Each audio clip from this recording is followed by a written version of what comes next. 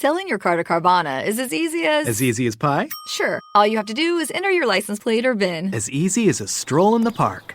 Okay, then just answer a few questions and you'll get a real offer in seconds. As easy as singing. Why not? Schedule a pickup or drop off and Carvana will pay you that amount right on the spot. As easy as playing guitar. Actually, I find that kind of difficult. But selling your car to Carvana is as easy as... Can be.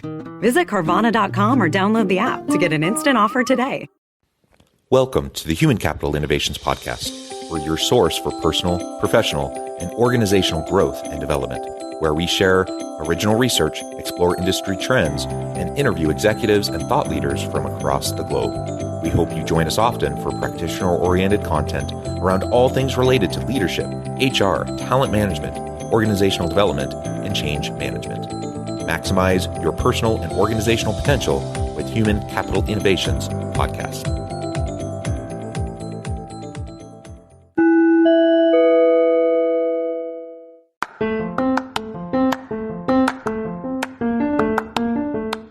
If you enjoy the Human Capital Innovations Podcast, enjoy ad-free listening by going to the Patreon page, and please consider contributing even at the producer or sponsorship level.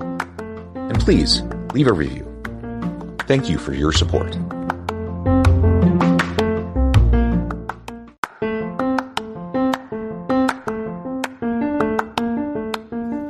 Welcome to the Human Capital Innovations Podcast. In this HCI Podcast episode, I talk with Chloe Oestreich about how to make an impact and be heard every time you share a message.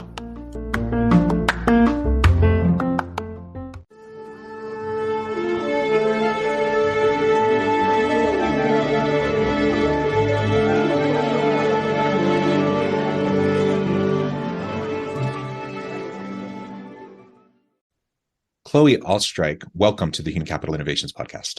Thank you so much for having me. It's an absolute pleasure to be here. It is a pleasure to be with you. You're joining us from Australia. So it's afternoon for me here south of Salt Lake City in Utah. And it's first thing in the morning for you out there down under. A pleasure to be with you. We were just chatting in the pre-interview, and I've loved my time in Australia, and I hope to get back soon. You're out there kind of close-ish to the Gold Coast and Brisbane area, which is so beautiful.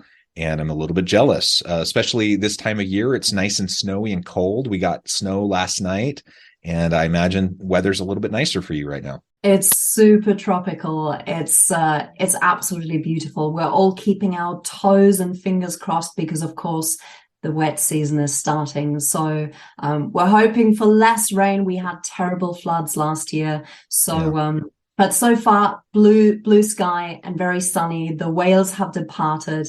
And we're all super excited about Christmas. Wonderful, wonderful. All right. Well, today we're going to be talking about how to make an impact and be heard every time you share a message. How do we as leaders foster, that ability to influence others? So included in this is a little bit around the idea of executive presence. We're going to be talking about developmental executive coaching. Ultimately, how do we increase our influence? And every good leader is one who's able to influence those around them in meaningful, positive, and healthy ways. So that's what we're going to be exploring and unpacking together. As we get started, I wanted to share Chloe's bio with everybody. Chloe is an executive coach, consultant, and speaker. She works with leading organizations and coaches CEOs globally from Fortune 500 companies on how to be heard, lead with impact, and communicate effectively. As a consultant, she equips leaders with the tools and techniques to develop a more authentic executive presence and inner confidence.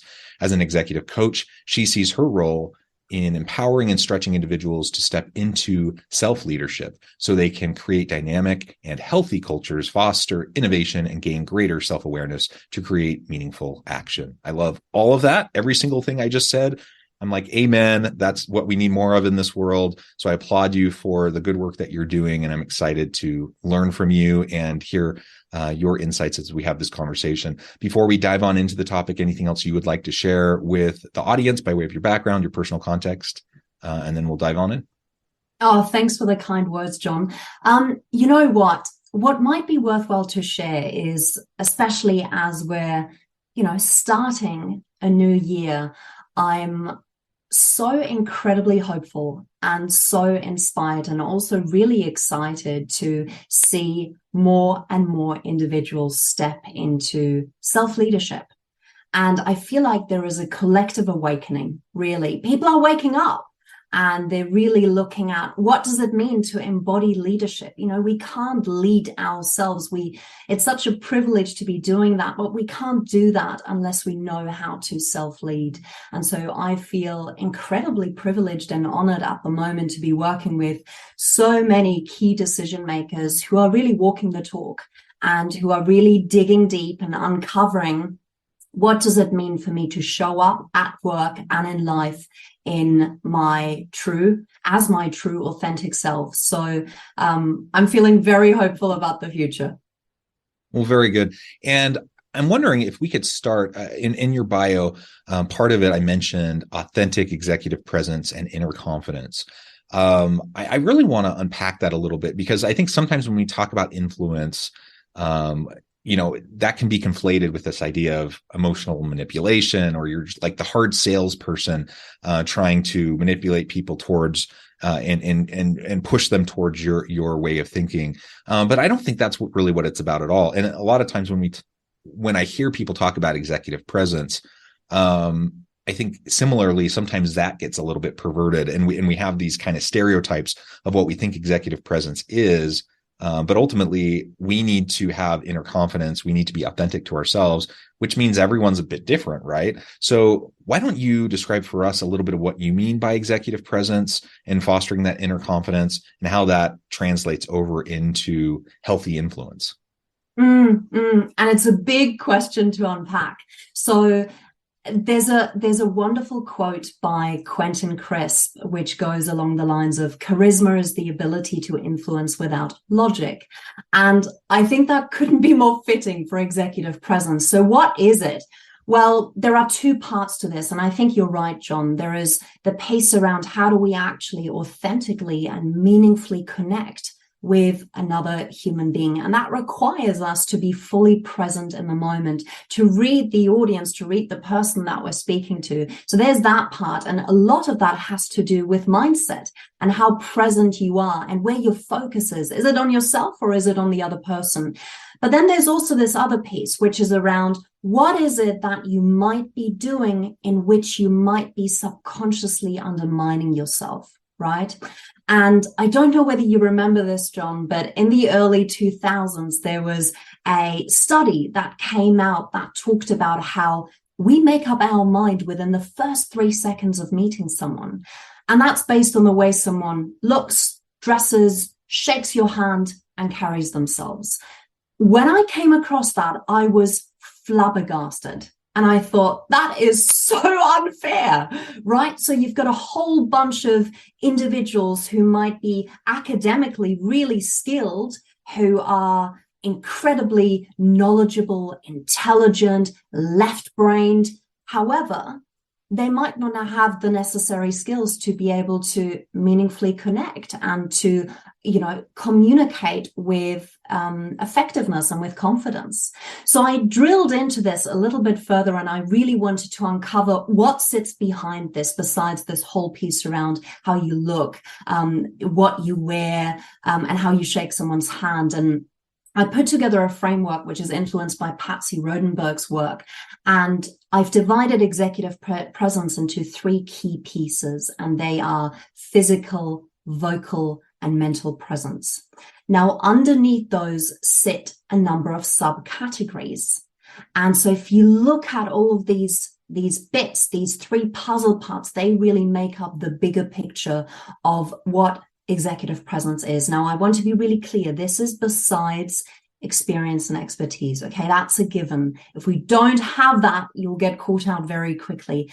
So let's assume for a moment that that is what you bring to the table. However, in the way that you present yourself or in the way that you communicate, you might still be doing things that takes away from your executive presence. And it might be due to your body language, the way you gesture, your lack of eye contact, your whether you use filler words, whether you have tonality, right? The list goes on. So there are so many key elements that sit underneath those 3 categories. And that's what executive presence is made up of.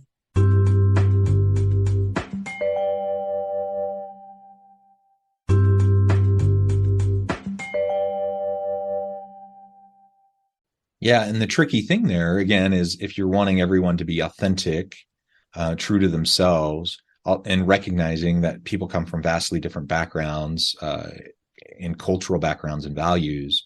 I was thinking, for example, as you were talking about eye contact, in a Western culture, there's a kind of one set of expectations around eye contact.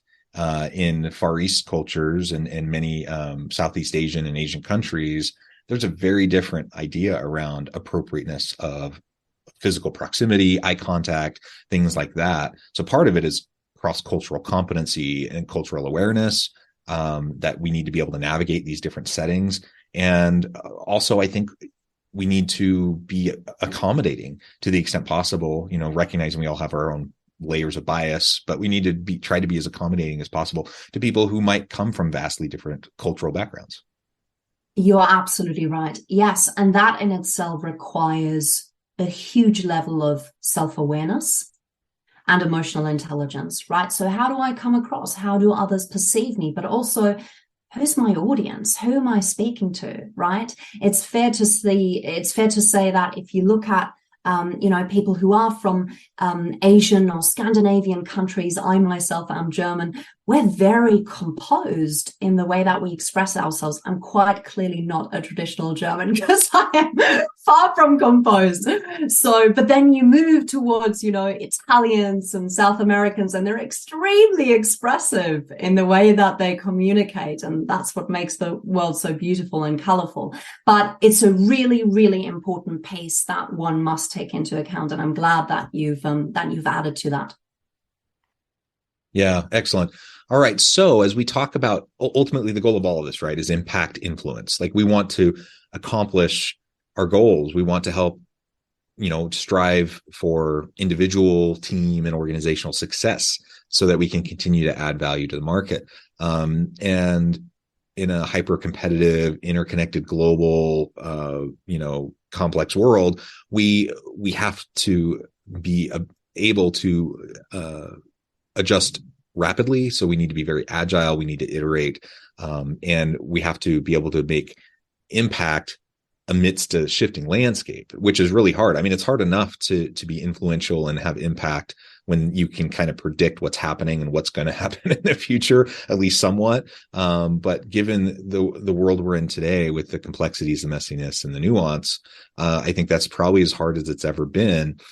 So as you work with executives, what do you do, as you're starting these conversations and helping them to develop their own capabilities around influence and impact in a super messy world? I believe it all comes down to self-awareness. The key is to increase your level of self-awareness, to recognize your motivators, your drivers, your derailers, your belief system, your value system, right? And there are many types of coaching that I specialize in, which ranges from results-oriented coaching to performance coaching to goals-oriented coaching, which is very similar to results-oriented coaching. But the type of coaching where I see the greatest impact is developmental executive coaching. And so what is that? Let's unpack that. It's about the development of the individual leader. It's about how the individual leads themselves. So the greatest benefit that I see in this type of work is that we really uncover and really peel back the layers around what is the individual's meaning-making structures, right? How do they create their own reality? What are their biases? What's their belief system? And how do they respond when they lead a team of people who have different opinions? In many ways, what we do is we go through the 4 different stages, which is based on Ken Wilber's integral theory, waking up, growing up, cleaning up, showing up. And what we do in the first 3 is we uncover the meaning-making structures. We uncover what people are driven or motivated by. We're really uncovering their conditioned self. Most of us would be showing up as our conditioned self. And it's not about necessarily getting rid of the construct, but it's recognizing when is it useful and when is it not useful. And how can we step away and gain greater objectivity from that in order to be able to have freedom and choice, to make choices that feel authentic and not conditioned. I think, this is a lifelong work, but it ultimately starts with having the courage to look inward and to start asking yourself some really, really insightful and thought-provoking questions around how am I showing up at work and in life? And how does that impact the people around me? And what's useful about my ways of thinking and habituated ways of communicating or going about things? And what's not so useful about that? So that's where I see the greatest impact. Why? Because that allows people to slowly disidentify with their conditioning, and that gives them the freedom and the space to step into their full potential ultimately. And ultimately it comes back to our willingness, our ability to hold that mirror up in front of us, to engage in self-reflection on a regular basis, so that we can better understand, we can unpack and recognize the baggage that's informing our response and behavior to certain stimuli. And we all have it, so I like how you're referring to, recognizing where we're at in our connection with an approximation to other people, and how that relates to, our own past trauma, our own past challenges that we may have faced. If we can't recognize that first, we just end up projecting all of our stuff onto other people all the time. And if you want to be able to influence and impact others, then you have to meet them where they're at. So I can't, if I'm projecting, which we all do, like we all tend to do that. That's a natural human kind of way of dealing with our own stuff. And we kind of assume everyone's like we are, and et cetera, et cetera, et cetera. But if we're doing that, guess what? We're not actually communicating in a way that's going to be salient or relevant for the person sitting across from us. If we can't see them for who they are and what they bring to the table and meet them where they're at, much of our efforts are going to be lost on them, despite whatever our best of intentions might be. And in some cases, not only will we not have the positive impacts that we are striving to have, but we might inadvertently actually harm or hurt in some way those very people that we're trying to help. So if I'm a leader on a team, if I'm an executive in an organization and I'm trying to create a really healthy organizational environment, an inclusive environment and culture where people can thrive, where they can grow and develop themselves and develop their potential, as you said, if that's my goal, I have to start with authenticity. I have to start with really seeing them, everyone on my team, for who they are and where they're at in their own, personal and professional process and development. If I have any hope of actually being successful in accomplishing things with them in a sustainable, ongoing way. I mean, not anyone, but almost anyone can get short-term results. You use carrots and sticks. You can get people to comply with you out of fear. But if you want long-term commitment, long-term loyalty, and long-term sustainable results, that can only happen as you truly understand your people and you support them in achieving their own successes.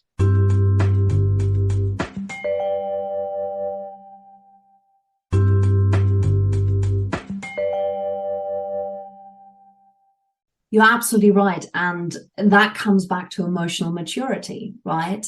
I mean, it's, as a leader, it's your responsibility to foster a level of emotional maturity. And what's the hallmark of that? It's to be able to view multiple perspectives, right? So I am currently viewing reality through my own lens of experiences and background, and you're currently viewing reality through your own lens. Right. And that means that we might clash when it comes to certain values and beliefs, but to have the ability to hold your values and your beliefs loosely and not identify with those and not see them as an extension of our personality, right?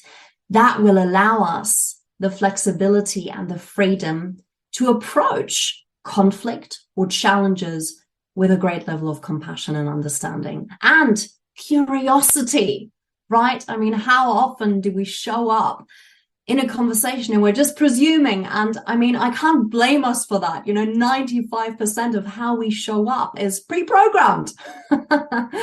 So, how do we make the subconscious conscious? Well, it requires conscious effort. It requires practice. It requires training the muscle to practice coming back to the present moment. I came across this piece of data, which I don't know whether you've come across this, John, but it blew my mind. And it talked about how the average Western person is able to hold their attention for no longer than 2 seconds. I mean, we're doomed. We don't practice, we don't make, meditation a daily habit. Well, guess what? We're living in the present, and we're living in the past, or we're living in the future, which means we're actually missing what's right in front of us. And I get really passionate about this because, we spend so much time and money going to the hairdresser. You might not, you might be saving that money for yourself, John.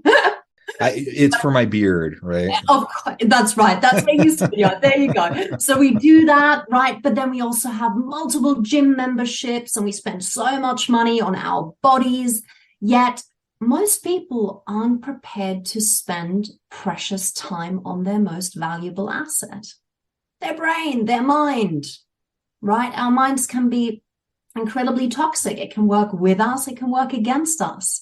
What are we doing to support this? What are we doing to raise awareness around the conditioning and how that might not be productive or useful?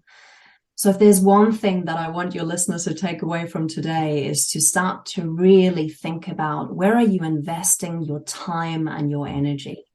Because ultimately, if you don't have the necessary awareness and awakeness during the day to recognize that governed by your conditioning, it's going to be really hard. Governed by our conditioning. That's a really key, important point.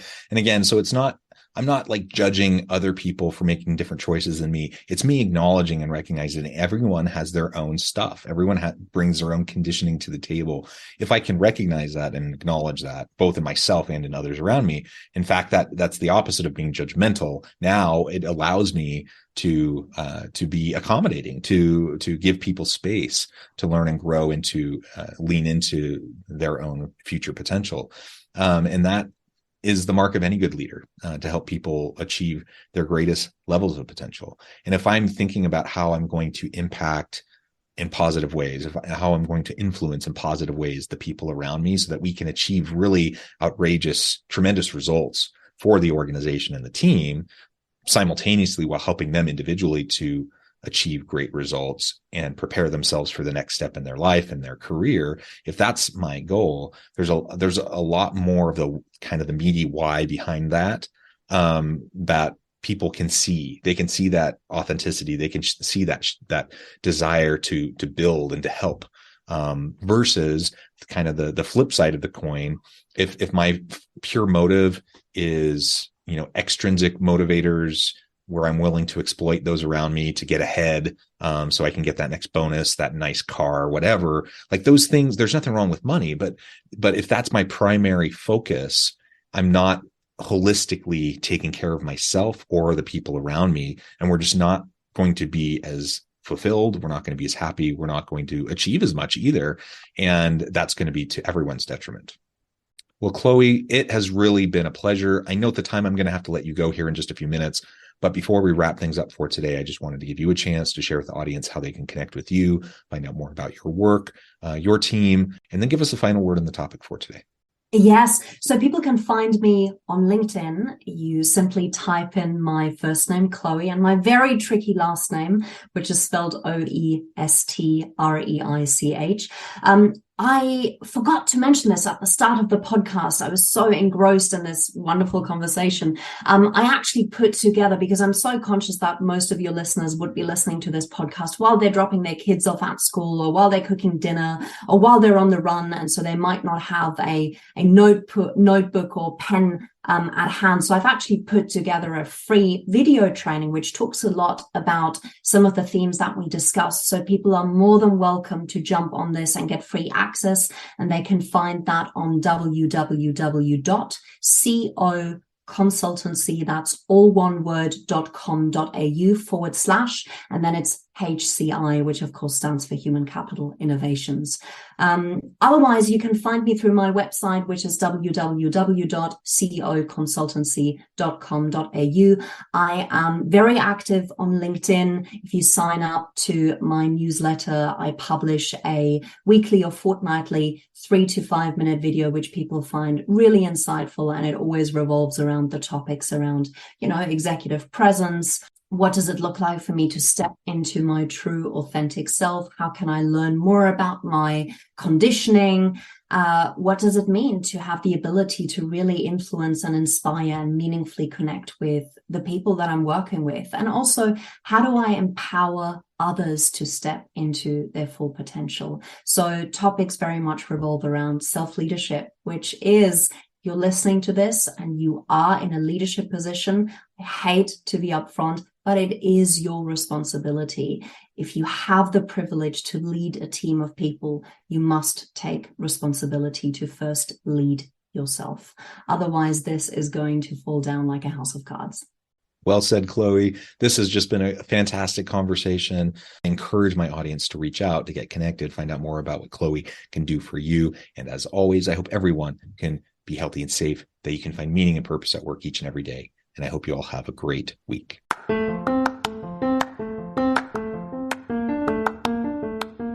you enjoy the Human Capital Innovations podcast?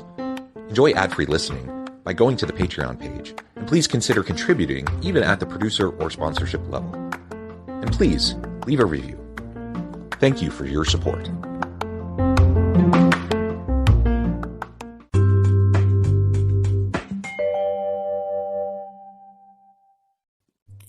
Thanks again for joining us for this episode of the Human Capital Innovations Podcast. I hope you stay healthy and safe and that you have a great week.